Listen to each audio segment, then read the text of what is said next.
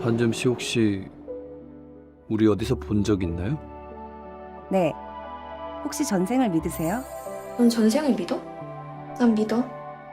왜냐하면 난 전생을 기억하거든. Hi people, welcome back. If it's your first time, my name is Hae-sun, and this is DISBYDEM. Today we're doing don't know where my voice went. Haha. Today we are talking about the 2023 Netflix adaptation of the popular webtoon series, webtoon comics of the same name. See you in my 19th life. Be sure to leave your comments, like the video, and subscribe. And let's just get into it. I didn't read the webtoon, guy. I started it, but I started it halfway through the Netflix adaptation, and then by the end of the Netflix adaptation, I was like, okay, there really isn't enough for me to want to read the webtoon comics, if I'm being honest. So I can't really pull from both if like I wanted to. I should have been doing the webtoon comics like way back when and then watch this. But it is what it is. We watched this one and we have thoughts. So let's get into it. The series follows Ji-eum, a woman who remembers all of her past lives and is determined to reconnect with her past love, Moon Seo-ha. So I watched this one because of what's his name, and Bo-hyun. Okay. Because I just seen him in her private life where he was the best friend, brother, wannabe lover, and I thought that he was done a disservice in that one. And I don't even know what I was trying to say here. He's a very handsome guy, and he deserves to be the male lead in a story where it's all about him, and he gets what he wants in the end. So I watched this hoping that that would be the case, and it was. He was the male lead. He got all the spotlight and he did get what he wanted in the end, but I don't think the story captivated me as much as I would have liked. Let's talk about what worked. Shin Hae-sun, who plays Ji-eum, she 100% owned the role. I will give it to her. It took me a minute to actually get into her story though. It took me a minute because I was watching it and I was like, why is she acting so robotic? Like, what is happening? And after a while, I kind of figured out what she was going for. I know because she has her past life, so, you know, this is not new to her, and she's already been here, done that multiple times. So that was what she was going for, but I didn't really get it in the beginning. I was like, okay, you're being awkward or weird, but not in a good way. Anywho, it doesn't really matter. By the end of it, I really did like her, and if she was not on my screen, I was pissed off. So that worked. I think she killed it for the character. The wisdom and the emotional complexity she brought to the character was her own thing, and she delivered on that aspect. She's a really good actress. I think maybe it was the confident flirting that was a little off for me, not because it was bad. I think she nailed it, but it was just a little off because for me, I always like to do role reversal, and if you flip it and a man was being that confidently flirty, I don't think that it would be accepted. So I think that's where the bells were like ringing in my head, but it doesn't really matter because again, it's fictional, so who cares? You know what happened? I wanted this story to be like 7-time loop. That was what I was hoping for. I loved 7th time loop. I've watched it many times. I've read the webtoon series. So I thought that is how you do a past life story or a reincarnation story. I absolutely love that. But then it's a different concept where she is reliving her own life multiple times, while this one is reliving her life multiple times but in different people. So I guess the reincarnation process is different, but that's what I was hoping when I started this out and when I put this on my list, God knows how many years ago. I was hoping for 7-time loop kind of crossover. I didn't really get that, and so maybe that's what pissed me off in the beginning, and I was like, okay, I'm out of this story. I don't want to see it anymore. I'm kidding. It wasn't bad. Another thing that worked was the emotional payoff in the finale. Oh Oh, you know how they say the end is worth it? That was this story because I watched it and I was like, okay, okay. I wasn't really latching onto any character. I was like, okay. The chemistry was good. I did like their chemistry, if I'm being honest. The build up and the tension of their chemistry was perfectly done. And I was like, okay, but then there was repetitive stories, there was slow pacing, and I was like, okay, but that final episode, that final scene, just the way that they flipped it with Seo-ha stepping into the driver's seat of their relationship, his heartfelt efforts like to court Ji-eum, it brought the story to full circle is what I'm trying to say, giving both leads equal agency in romance. The role reversal was satisfying and tied beautifully into the idea of growth across lifetimes. They killed it. I loved it. I absolutely loved it. And I'm also traditional in a way where I want a guy to I almost said chase. Oh my god. I want the guy to court the girl. I'm traditional like that.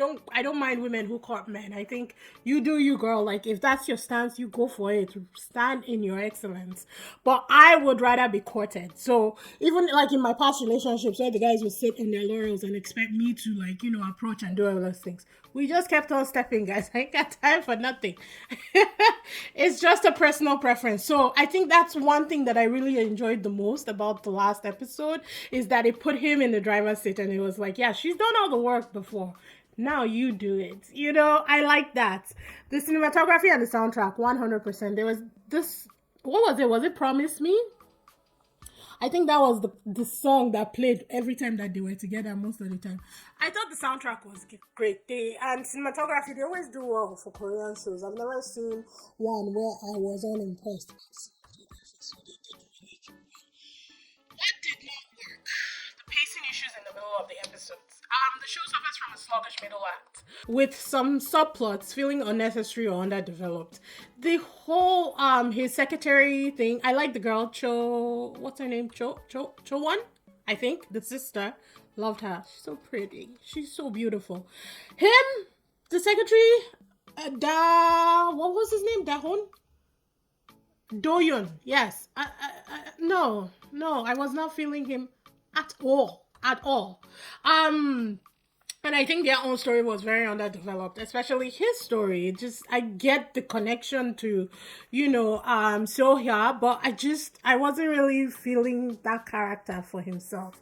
The corporate drama subplot in particular, it really distracted from the romantic tension of the whole story.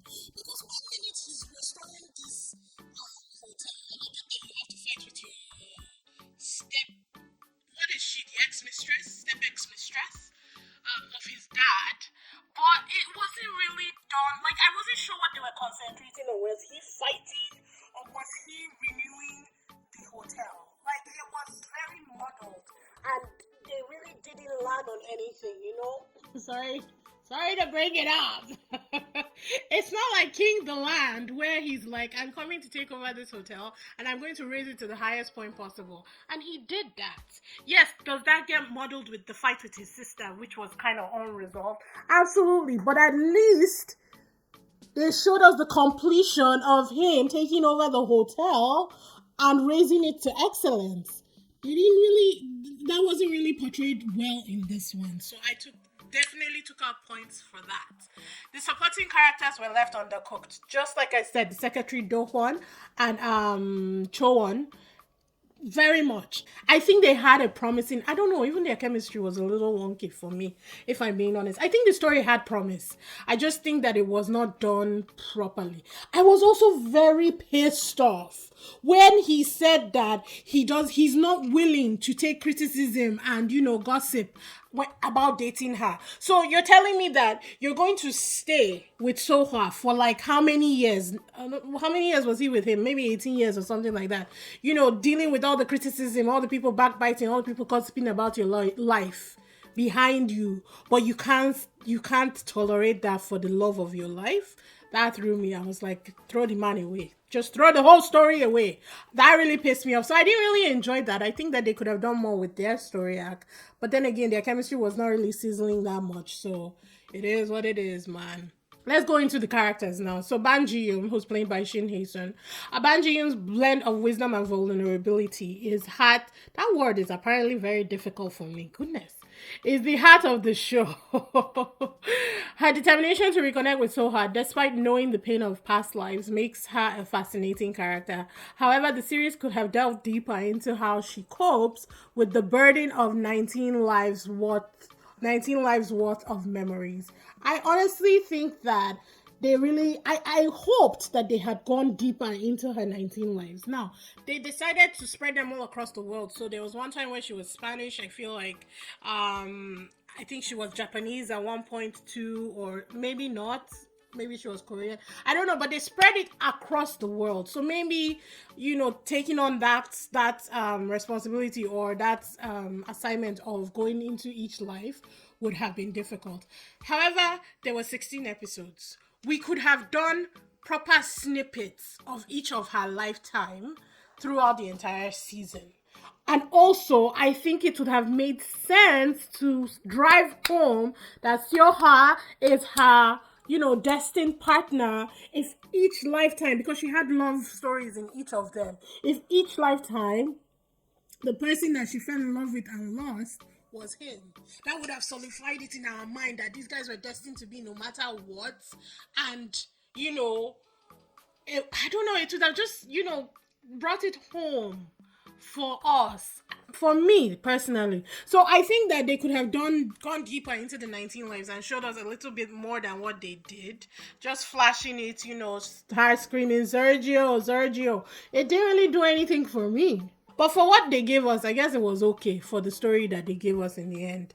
Moon Seo-ha, who's played by Bo-hyun, who was the main reason why I watched the show in the first place. Well, that and the fact that I thought it would be like 7th time loop.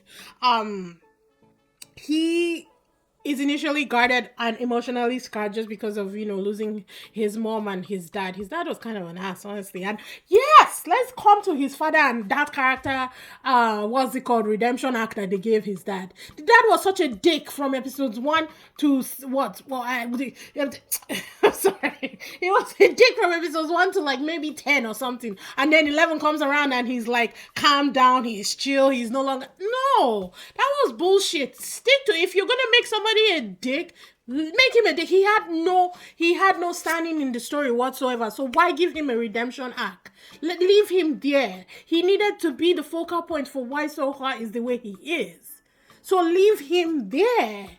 Nah, that pissed me off. Going back to Soha, his shift from his hesitant partner to an active pursuer in the finale was the perfect act for his character. It was the only thing that I enjoyed about his character, if I'm being honest. That's being harsh. I liked him. I really did. The character was fine. He was dealing with a lot of shit on the background. It's not his fault that it wasn't written properly and developed properly for the story. For what he was given, he gave us right, if I'm being honest. I liked him.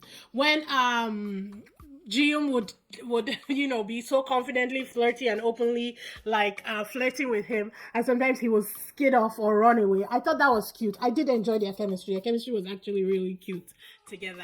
So for what he was given to give to us, I think he did a good job. I just think that the character should have been written maybe a little better. Then those were the main two, Choan and Do-hyun, sorry. Like I said, underdeveloped and chemistry was not really chemistry, but I really liked Choan. And the fact that she was her sister in her past life was just like, that was more of an emotional story for me than Ji-eum and Soha's past life story, if I'm being honest. I liked the sister. There's just something about her that made me want to root for her. And also that misunderstanding in the beginning was really cute. I loved it. Because I was like, what? Why are they bringing sisters into the mix for this guy? What is going on? And then they explained it and I was like, oh, that's so cool. Seeing my 19th life balances fantasy romance with a poignant look at healing and connection across lifetimes. I think it did. Again, had they setting the fact for us that Sohya and Ji-eum were meant to be in each lifetime, that final episode would have hit home. Why can't I speak today? That final episode would have hit home even better. But for what they gave us, the healing and the connection across lifetimes came through. While it stumbles in pacing and character depth, It is heartfelt. It has heartfelt moments and a satisfying conclusion, which is what a girl can hope for. The finale especially is a standout, solidifying the show's message about love, growth, and reciprocity. I like that very much. For me, it was a 7 out of 10. Not high, but not low either. Will I recommend the show? I think yes, because even though it does lack for some things, I thought that the relationships in the show, for what they gave us, were what experiencing. And that end was perfect. It was walking perfection. I thought they did a very good job, just with the role reversal on how things flipped in the very last episode. And you know that they will end up being happy together, so why not? Will I recommend it? Yes. Just know going in that all the things I said are there and all the things that are lacking, but honestly, we've seen worse, so you could do a whole lot worse than see you in my 19th life.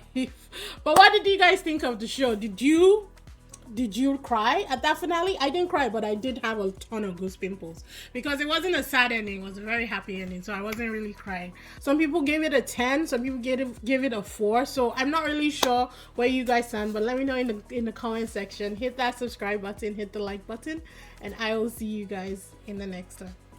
Bye.